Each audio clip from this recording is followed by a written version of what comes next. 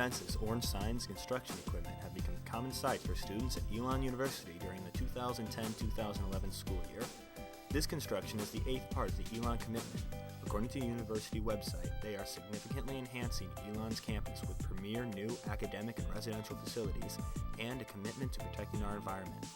The projects that have begun or will begin this summer include a 600-bed global neighborhood that will replace Story and Harper Center, a 38,000 square foot expansion to the Mosley Center, including a new dining hall and a 1,500-seat auditorium, 3 additional colonnades dorm buildings, which will house 300 students, a new student neighborhood called the Station at Mill Point, which will house 324 juniors or seniors.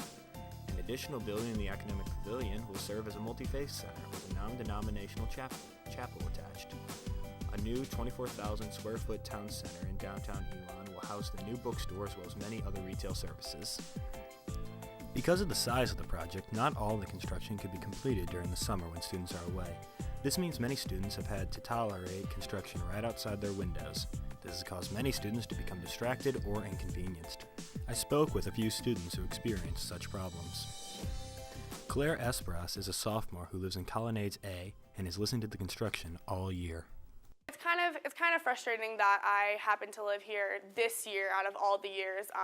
They weren't doing construction last year, and they'll be done with the construction this year or next year. So I'm literally living here as they're doing the construction. So it is kind of frustrating because I think it takes away from. I know I've said this a lot, but it takes away from the community feel. Like being in Colonnades, I only ever talk to the people in my suite. There's not really kind of a neighborhood sort of vibe because we don't really have a place to congregate. Like in Danley, how there's the grassy areas, in between all the buildings. Well, where there used to be a grassy area, there's like a really big field out here, which was really nice to go into, but now it's completely fenced off, which makes the area feel really it just kind of feels really closed off. Like I really like living in the building itself, but it kind of sucks not having like a community area to like gather and congregate, or like there's no grassy area to go lay out in and do homework like on nice days. And then 8 a.m. construction trucks are rolling by my window. I actually fortunately don't live right on this side, but I live on the other side, which is where all of the trucks drive past. So I've been woken up several times by like large trucks doing. Besides being occasionally woken up early, many students say the construction has not interrupted study time. I study in my room a lot actually, just because the building itself is a very quiet area. I don't have to worry about people passing me in the library, stopping talking, so I do like to study in my room. For the most part, I haven't really been seriously interrupted when I've been studying. Like I said, it's mostly like in the morning is kind of when they seem to be doing a lot of the work. Like they're doing some work now, but it's typically not as loud in the afternoons when I'm trying to study, and if I'm studying at night, they stop. On the other side of campus, construction on the town center has a slightly more dramatic effect on students. I spoke with freshman John Bolstridge, who lives in Sloan. Well, when they're first setting up for the bookstore, the pile driver woke me up multiple mornings.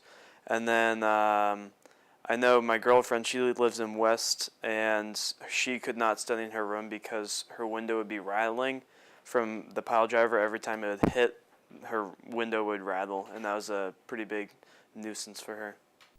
The pile driving not only interrupted students studying, but also several classes in McEwen, the communications school.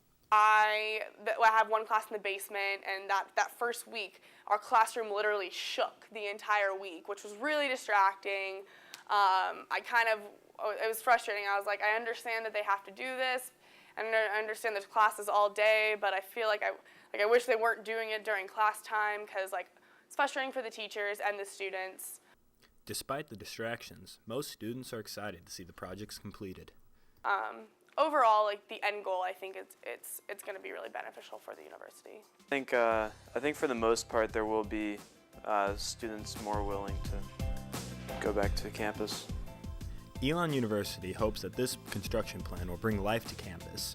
The Colonnades and the Town Center are both scheduled to open in fall 2011, while the other projects will not open until 2012 or later.